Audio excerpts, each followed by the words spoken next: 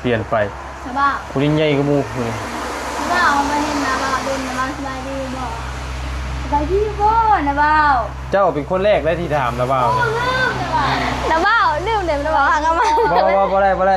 มันมันคือแบบหนึ่งนะโอ้อันนั้นข้านะบ่าวนะบ่าวอ้าวขอโทษสบายดีบ่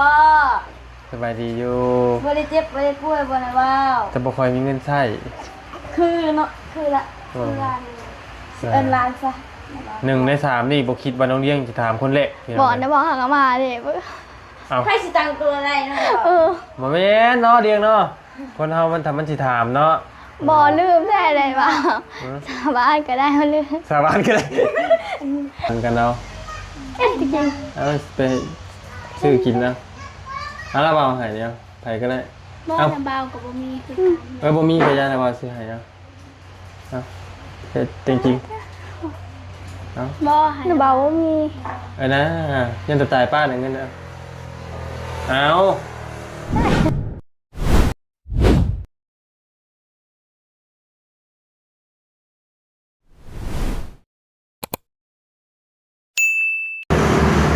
โอ้พี่น้องเลยเนาะสบายดี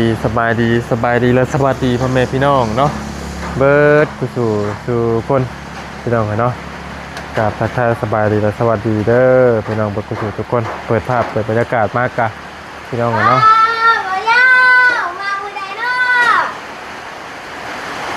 มาเมื่อนี้แหละมาว่านเลยสบายดีป้ามาวันนี้ลูกหลานจนใหญ่พี่น้องเลยจนใหญ่เป็นสาวบ่โอ้มาวันนี้เพื่อนท่านงามเบิดเนาะแล้วเบิดเลยทาสีอ่องโอ้แต่มันคือบุ่มบ่จะดีอันจริงเขาเหยียบเขามุงราคาแล้วเขาเหยียบเด้แล้วเบิดเนาะต้องเลี้ยงเลยต้องเลี้ยงผูหลังนึงพี่น้องเลยอันนี้เพื่อนสาวของมีบ่โอ้อันนี้ต้องตึงจริงใจดีบ่อยู่บ่เพื่อนบ่ป้าไปเด่นป้าโอ้จังห้องเลยเพื่อนเจ้าเนี่ยเบิ่งก่อนเบิ่งเพื่อนเจ้าก่อนนี่ยังสบายดีเอ้ย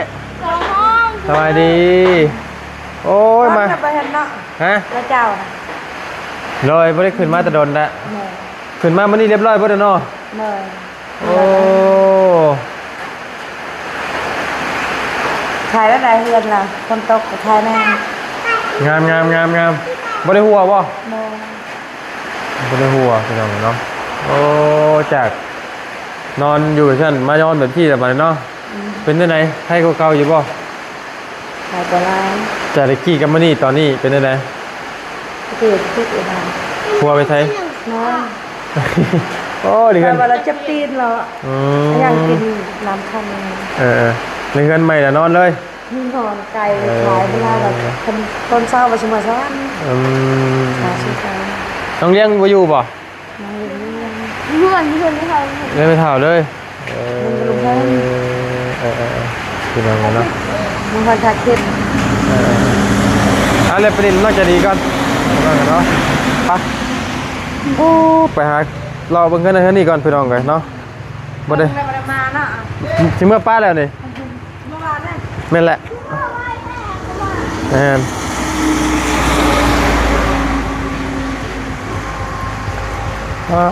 เทพื้นเทอย่างเรียบร้อยพี่น้องกันเนาะ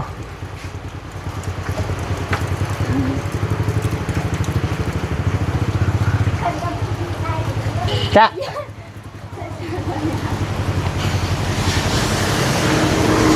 โอ้มาวันนี้เฮือนแล้วแหละ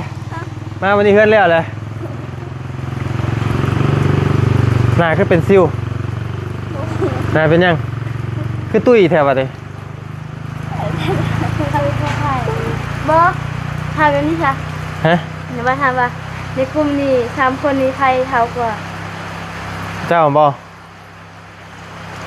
เคยเกือบ15แล้วป้าเคยไปนั่งเทิงป้าละว่าถามได้จังได๋ป้าพี่น้องเลยโอ้เดี๋ยวถึงว่ากันเนาะมาวันนี้แล้วเบิดแหละเฮือนซาน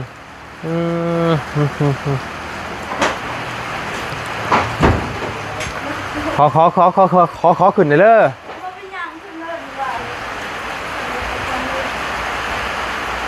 โธ่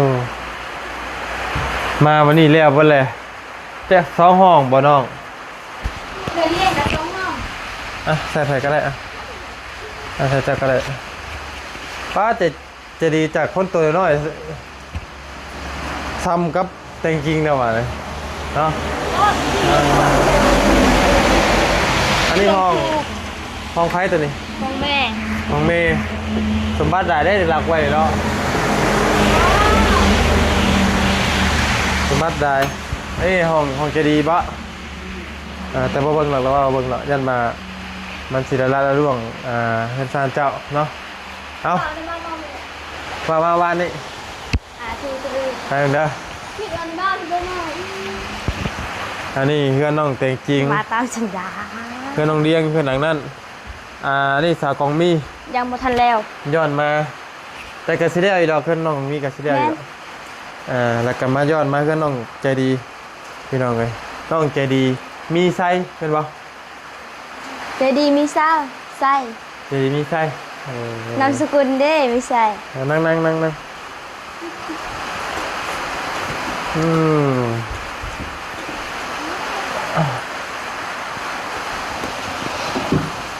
ได้เปิดเทอมบ่ อีก ไม่ได้เปิด เศร้า เทอม อีกสามมือ อีก2-3 มื้อ อีกสามมือ อีก3 มื้อมาบัดนี้เรียบร้อยเบิดแล้วพี่น้องกันเนาะขึ้นแล้วจักมื้อแล้วจะดีขึ้นแล้วจักมื้อแล้ว หลายเดือนหนึ่งบอกเดือนหกจ้ะประมาณเดือนหกนี่ เจ้าแล้วขึ้นก่อนหมู่เนาะ ไปขึ้นเดือนห้า ได้เสือน่ะ ฮะอุ้ยนะบ้าวยังบ่มีเงินส่งนี้ แล้วบ่ได้ใช้บัดนี้ คอยเคยเปิดเทอมก่อนเดือนนะบ้าวคอยซื้อให้แท้ไปเถอะแมน เอ้าเพิ่น เนาะตามสัญญาเนาะนะบ้าว เพิ่นสัญญากับละวาวไว้ ว่าคันได้เฮือนในซื้อเสื้อให้ คำเพิ่นเลยเฮือนน่ะเพิ่นสิซื้อเสื้อกับส่งให้ละวาว อ้าว เพิ่นแล้วนะ นะบ้าวคอยให้เปิดเทอมก่อนแม่ ฮะ เรายังบ่ฮู้เลยบ่มีไผฮู้ บ่ ว่า ฮู้แต่น้องแต่งจริงก็ได้เพราะว่าฟ้าบ่เบาบ่ได้ขึ้นมาในวัน3 เดือนนี่ตอนเนาะ3 เดือนปลายเนาะอยู่ละ3 เดือนจะโดนละพี่น้องขึ้นมาบัดนี้น้องๆเฮือนชาน้องๆเพิ่นจนแล้วเบิดพี่น้องกันเนาะเป็นได้เฮือนชานอนบ่ได้หัวติหัววะบ่ได้หัวเนาะพออยู่โอเคอยู่พี่น้องกันเนาะก็ใส่เพิ่นบักใหญ่เนาะมาเยี่ยมมายามลูกหลานน้องๆเพิ่นต้องเลี้ยงจักไปใส่นั่นแหละบ่เป็นหยังเนาะ ยันเราบ่ฮู้นะบ้าวมา โอ้ ฮะ โหเพิ่นเห็นอยู่ มีกินนะ เพิ่นบ่อยากเว่าน้ำได้เพิ่นนั่นเลยเนาะถึงแล้วนี่ซิวก็เต็มหน้าบัดเฮ็ดหยังเจ้าเฮ็ดหยังทั้งมื้อนี่นะ ฮะ บ่ได้เฮ็ดหยัง บางเทื่อก็ไปหาหน่อไม้มีไปหาหน่อไม้แล้วบางเทื่อก็ไปหาบางเทื่อก็ไปซื้อมัน เจอในส่วนมันบ่บวมน้ำเบิดละบ่มันบ่บวมน้ำเบิดละบ่นั่นบ่ฮู้มันบ่มันจ้าน่ะมันบ่บวมน้ำเบิดละบ่ อันไปพวกมวยตึ้งโปะดาวเชาะเยอะจังเลย ละมันยังลาเซาะ แล้วว่าใครสิว่านี่มันบ่ถึงน้ำแล้วมันบ่เน่าบ่ใครสิว่าแบบนั้นบ่ แม่น นะว่าคือบ่ว่าตรงๆเลย ระบ้านว่าเลยมัน น่าเรียกน่ะค่ะพุ่นนะว่าข้างล่างนะว่าพุ่น เลี้ยง เลี้ยง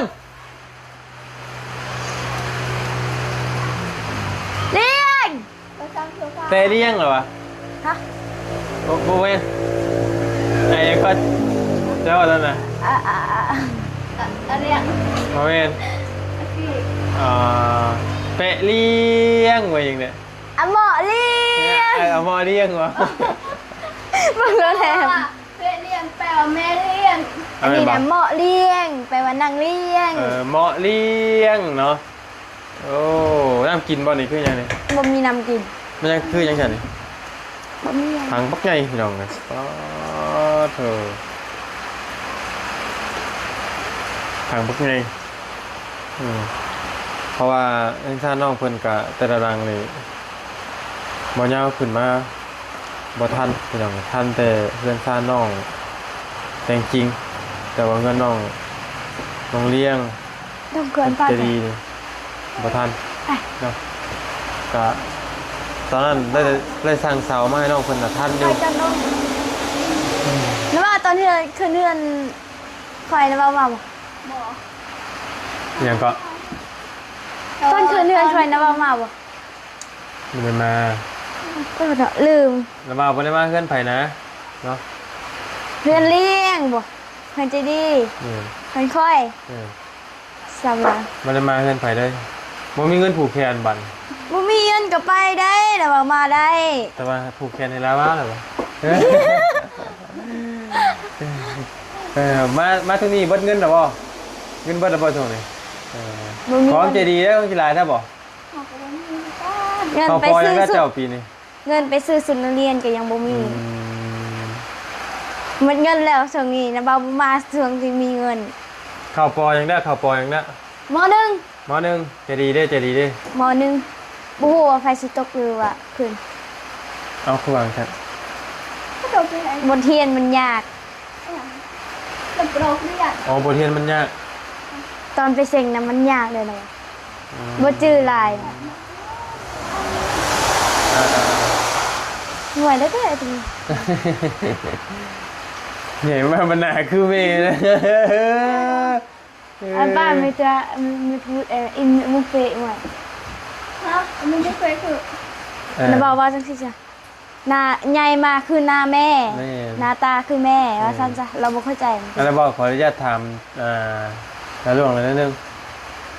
อันพอเจ้านึงบริมาได้หรอ โดย เลิกกันเลยกับเมย์เจ้าบ่ โดย ตอนนี้มีแต่เจ้ากับเมย์มานอนกันทุกคน โดย ดีแล้วเนาะเพิ่นได้มาอันเยี่ยมมายามในร่วมงานทุกอย่างอยู่บ่ โดย บ่ได้มาเลยเป็นจังได๋คือว่าบ่ค่อยเก่งมาขอระบายเพิ่นว่า ได้เยอะแต่แค่ บ่อยากเว้านำนะ บ่น้ำ แต่ว่าแต่จริงๆยังคือเก่าแต่จริงๆยังว่าเปรตไปยังคนคือเก่าเนาะคนมันจริงใจเนาะ อ้าว คือเก่าเนาะ น้ำบ่าว คือโตแล้วบ่เห็นกันแล้วก็ น้ำบ่าวนั่นแหละบ่ได้มาพี่เนาะบ่ได้มาเด้อโดน บ่หยอกเนาะเห็นทานเพิ่นก็บ่ฮู้ว่ามูลค่าในเบิดเท่าไหร่พี่น้องไปถามทีมงานหนักจริงๆมันแสนปลายโดยว่าแสนเกือบ200,000เท่าเงินชานั้นสร้างเหล่บ่มาเฮ็ดไป โดย เพิ่นโรงเรียนก็สร้างเหล่บ่ โดย แต่บ่เพิ่นโรงเรียนคือได้เอาไว้แท้บ่จักมื้อบ่แป๊บเดียวคือโรงเรียนเขาเดียวพี่น้องเลยเนาะแต่ว่าเพิ่นน้องคงมีป้อใหญ่ดีกับน้องมีเนาะใหญ่กว่าบ้านกว่าเมืองหมู่เลยใหญ่กว่าแต่งจริงอีกเกี่ยว มาเสา สิมาเท่าคักแล้วดีใจนำเวลาเนาะมีว่าดีใจนำพี่น้องเลยเพิ่นโรงเรียนขึ้นไปอยู่สูงได้แล้วโรงเรียนก็นอนกับไผ เอานอนกับมาเสาน อนกับน้าสาวไผ เสามี 2คนแล้วบ่ โดย อันพอโรงเรียนกันค่ะ นอนอยู่โรงงาน มันเถื่อนอันเบ๊ะ พอโรงเรียนมานอนอยู่บ่ เราเข้าโรงงาน ยังเผาอยู่บ่โรงงานตอนนี้ยังเผาอยู่บ่ โดย โรงงานยังเผาอยู่เนาะและอันนั้นเด้พอเฒ่าไม่เฒ่าน้องกับไผ2คนมันสุดท้ายผู้เฒ่าเด้2คนบ่มันนี่ลูกหลานเป็นป้าแล้วเบิดแล้ว ก็สร้างเป็นเนาะ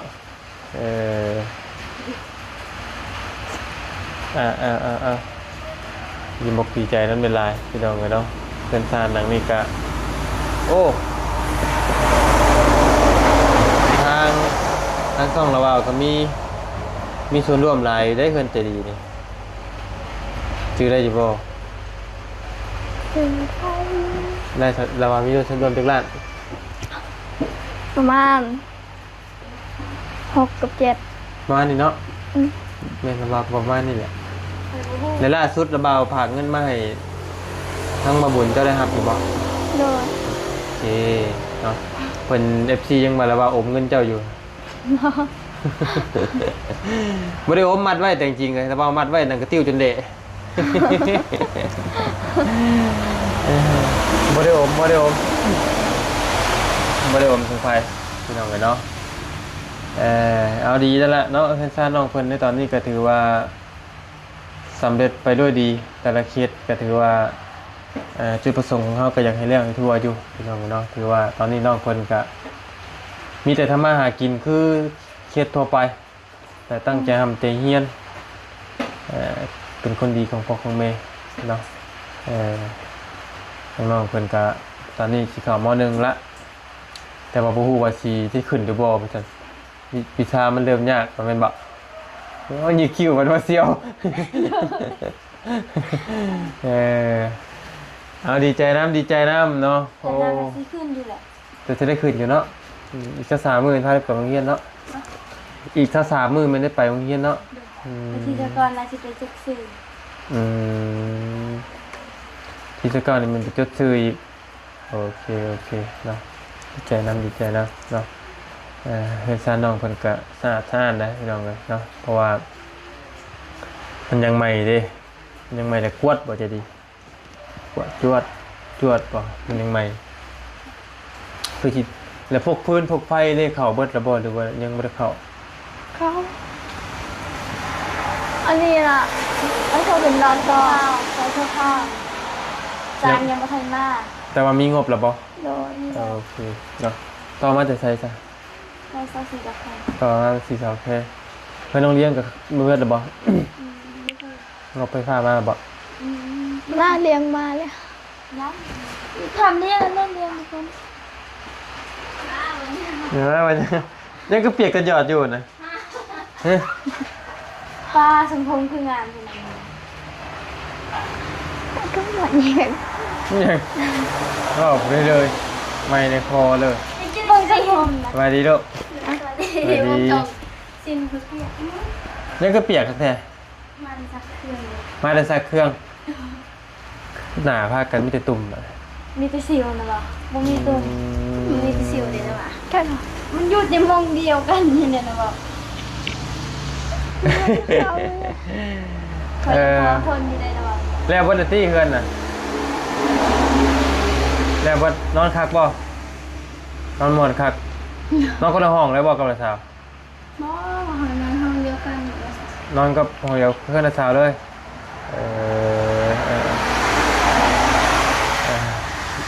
แล้วว่าจะขึ้นไปเยี่ยมไปยามเพื่อนท่านเจ้ากาคืออยู่สูงก็มู่แท้ อยู่บนกุกขี้เล็กเลยนะ มันจะมันตกข้อหักบ่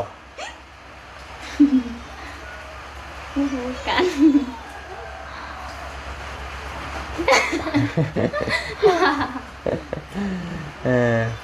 โอ้มาบัดนี้บัดแล้วเบิดเนาะแต่ละคน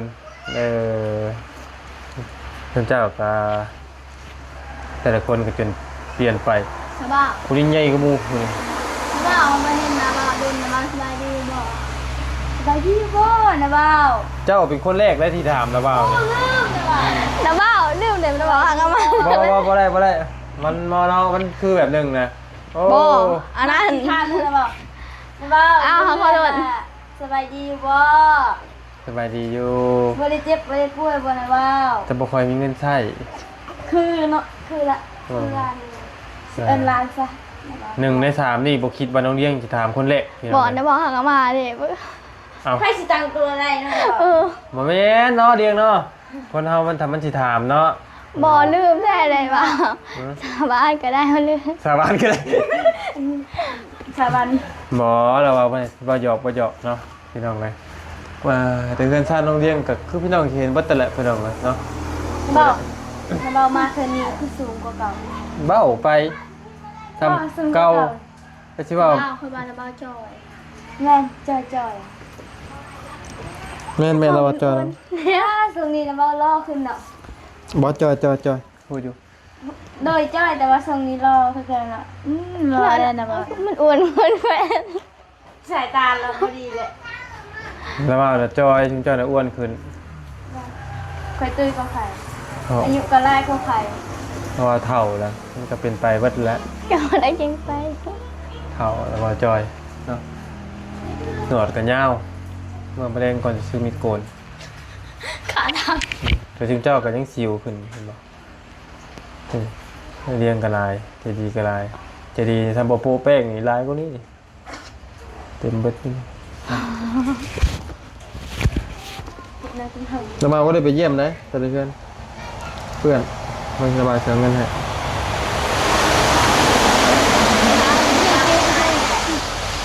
เอา3 คนเด้อไปปั่นกันเอา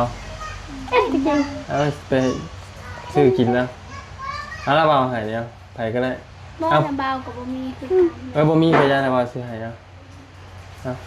เฮ็ดจริงๆเอา บ่ให้ ๆเบาว่ามี นะยันจะตายป้าเนี่ยเงินเอา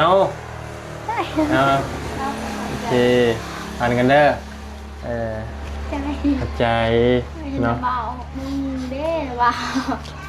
แม่นบ่มีเงินซื้อมีโกนเลยนี่ อ่ะ เอาน้ำเบาไปซื้อ หยอกเอาไปด้วยครับเรามาตั้งใจให้ มีช็อกอยู่แล้วเดี๋ยวผมส้มซื้อกับเพื่อน พากันกินข้าวแล้ว ยอมทันกินข้าวสาว ยังไม่ได้กินข้าวเลยเช้าพูเช้ายังไม่ได้กินก็คือ กินแล้วกินแล้วเอาไม้ ข้าวก็ไม่ ชวนดอนเสียเต้นเลย ฮะเจ็ดโมงมันเกือบเจ็ดแต่กินเห็ดกูแล้วกินเห็ดกู กิน ยี่ตันหนาแบบฮะยี่ตันอื่นเรียกแค่คอ เดี๋ยวว่าเราแกงซื่อๆเราไม่ได้ กินกับหยังก็กินไผสิว่าหยังเนาะพี่น้องเอ้ย เราบ่เป็นนะ นะ เรียกแค่สาวๆนี่ด้วย จะดีคือบ่เจ้าจะเป็นจังจะคือก็ เอามันก็แปนจุ่ม บ่เลี้ยงแล้วเป็นหยัง แต่ละมือเราก็เบาอันนั้นเราก็เบาบ่แม่นเท่านี้ติเราก็ฮู้หลายแล้วภาษาลาวแล้วเราฮู้กว่านี้อีกแน่เราฮู้กว่านี้ อยากคือคนแบบว่าเบื่อๆเนาะคือคนแบบอันว่าอันเกิดอุบัติเหตุแล้วอ่านไปยังอะไรยัง ขึ้นได้จังมือแล้วอันน้องเลี้ยงเพื่อนเจ้าน่ะ เดือน7เอานี่จ้ะนะเดือน7 แต่ว่าเจ้านี่น้ำหลังหมูเลยเนาะน้ำหลังหมูเนาะแต่จริงๆที่2บ่แต่จริงๆนี่แต่จริงๆนี่ที่1ที่2 3เพิ่นนะสาว สา แต่ ม ว่า เดือน ที่3เลี้ยง แต่ว่าเจดีย์นี่เจ้าเวงขึ้นเนาะเวงขึ้นอ้วนขึ้น แต่ว่าเลี้ยงยังทำเก่าหน่อยเก่าพี่น้องจ่อยกว่าเก่ากินข้าวหน่อยบ่แพ้หมู่บ่ ว้าวมันกินข้าวแล้วมันอิ่มเขากินได้เดียวมันก็อิ่ม แบบคือระบาวเลยเห็นป่ะเจ้าท่วงระบาวจอย เจ้าก็บ่ได้ตุ้ยดอกบ่ได้ต่างกับระบาวดอกเนาะ กินอีเราตุยขึ้น บ่เคย เอาดีใจพี่น้องก็ดีใจแทนลูกแทนหลานหลายๆที่ประสบความสำเร็จเนาะกะเป็นทางปัญหา บ่ได้มีแผนสิต้องไปดินสิต้องสวรรค์สิโนบ่ ไม่มีเงิน แต่ว่าแต่จริงๆนี่พ่อไปตลอดเนาะ พอไปแต่ก็ไม่ได้ไปเลยอย่างนี้ แล้วเอาคำมันมีครอบมีครัวแล้วใหญ่ขึ้นมาแล้วก็จังลงไปดินก็ได้เด้อมีครอบมีครัวมีลูกมีผัวแล้ว อีก10 ปีเนี่ยวะ บ่เกินปีหน้า บ่อีก10 ปีช่วงนี้ยังเรียนอยู่ โอเค ปีหน้าก็ยังเรียนอยู่ ให้มันคือว่าวเด้อ โอ้ย ให้มันคือว่าวเด้อระวัง เออ บ่เนี่ยแล้วก็ ก้อนหอย บ่ไอ้ที่ ขนมไม่ได้ใช้หลายแท้ ขนมเขาฝากมาแต่วินจันทร์ลุงเฮิมอันนั้น อืม เปล่ากินนะปะ เอาไปจ้ะกินรสจะดีเจ้านะแล้วบ่าวก็ยังไม่ได้กินเนาะกินรส อ้าวกินแหละ กินรสเจ้าแห้งจ่อยอยู่ กินรส พอจ่อยอยู่แล้ว อันนี้มกตีใจน้องกำลานลูกกำลาน พี่น้องกันเนาะก็ตอนนี้จะแต่งจริงจักปีแล้ว ยังบ่ฮอด14แต่ว่าอีก2เดือนก็สิฮอด14ก็สิฮอดวันเกิดแล้ว จะยัง13อยู่บ่ บ่ใกล้ เพ สิ ราะ ฮ ว่า อด ก วั ลัวน เกิด แล้ว แล้ว 13นะ ฮะ ชื่อว่า14แล้วเดี๋ยวนี้ ได้ แล้วปีนี้นะ14แต่ว่ายังบ่ฮอดวันเกิดใกล้สิฮอดวันเกิดแล้วเด้ 15ขึ้นฮอดวันเกิด เจ้ายัง14เป็นบ่เจ้ายัง14 ปี ขึ้นฮอด อีกจักมื้อสิได้ความมันเกิด 2เดือน อีก2เดือนครบรอบ15 ปีบ่ ครบรอบ14ปี เอา 15นะ 15แหละ เก่าอีก ว่าได้ๆดิ อ้าวตอนนี้14แล้ว 14ก็เลือกกันเอาเนาะ เอาแต่ว่าจะพาเรา15ปีแล้ว 15 ปีแต่ว่าตอนนี้เด็ก14 ปี ตอนนี้จะ14 ปี ไปจะเกิดกันนะคะ ฮอดวันเกิดก็เท่ากับว่าเจ้าครบรอบ15 ปีทางโรงเรียนเด้ปีนี้จะ 13ปีแล้ว 13ชีวิตเอามือจุ 13ตอนเดือน4แล้วเอาเห็นวันเกิดนะครบรอบ13ปีแล้ว 13สิเข้า14บ่ โดย อืมแล้ววันเกิดเจ้าตอนนั้นเนาะระเบาบ่ได้มาเนาะแม่นบ่แม่นแล จักปีแล้วจะดี ลีอ่ะประมาณน้องไว้112 เอ้าบ่ได้ไหม ผู้นี้บ่ฮู้ เนาะ ก็มันจะประมาณ มันจะ เล่ากันนั่นแหละแต่ว่ามันก็เล่ากันนั่นแหละรุ่นเดียวกันนั่นแหละแต่เขาลูกปีเกิดแต่เขามาผู้นี้เด็กผู้นี้ละลูกน้องก็เป็นน้องเลยเด็ก ว่าก็ ผู้ มัน ปี ไป เกิดเด็กนั่นดัง อันนั้นอยู่บ้านชมพูนะว่าอายุคือ12 ปีแบบ โอเคเนาะเอาว่าไงทั้งน้องนุ่งประมาณที่กำลังสิเข้า15 14 ปี ลำ เนาะ ไทย ยังน้อยอยู่รุ่นราวเขาเดียวกับน้องสาธิตพี่น้องเนาะกับลูกชายระบาวเด้อโรงเรียน13สิเข้า14นี่ซ้ำกันกับน้องสาธิตเนาะยังน้อยอยู่พี่น้องเนาะมีแต่นั้นแหละระบาวสิไปทางอื่นต่อเด้อเดี๋ยวมีแต่ว่าขอบใจทางลูกหลานแล้วก็ดีมกดีใจหลายๆที่ กันเลยบางกินข้าวกินข้าวแล้ว กินมาแล้วเรากินมาแล้วเรากินมาแล้วและจุดเริ่มต้นของน้องๆเพิ่นก็คือแรกๆก็เป็นทางบ่อเตียงเนาะพี่น้องมาถ่ายคลิปทางบ่อเตียงมาถ่ายคลิปน้องๆเพิ่นไปสอนจุดเริ่มต้นนี่แม่นน้องใจดีเด้อพี่น้องเด้อพี่น้องเกิดที่ว่าเกิดเฮือนซ่านหลังนี้มาได้ก็คือน้องใจดีเนาะที่ไปสอนเมื่อนั้นจะไปสอนกับใครเนี่ย นั่นน่ะน้าสาวและอันนั้น มีเลี้ยงไปน้ำมันนะ บ่เคยตำข้าว แต่งจ แต่ ริงไป จ บ้าง ริงแม่จริง แล้วก็พอเกิดเพื่อนทานเพื่อนเพื่อนเห็นแล้วเพื่อนก็กระบากแล้วก็เพื่อนน้องของน้องคงมีที่น้องเมนบัดเลยเนาะก็คือทั้งนี้นั่นก็เมนบุญน้องเจดีที่พาน้ำพามหมู่ครูแรงเกินในชาติทั้งหมดนี่พี่น้องเพราะว่าจุดเริ่มต้นก็ขึ้นมาจากคือน้องเจดีเลยพี่น้องนะแต่ละคนคือน้องเจดีเลยนะเนาะที่เอฟซีฮู้แต่ละเคสมาเนาะนั่นแล้วเด้อระวังออกไปป้าก่อนเด้อดีไม่แห้งดีมกดีใจน้ำเวลาเด้อดีมกดีใจน้ำเวลาอยู่ดีไม่แห้งโดยอยู่ดีไม่แห้งสบายดีสบาย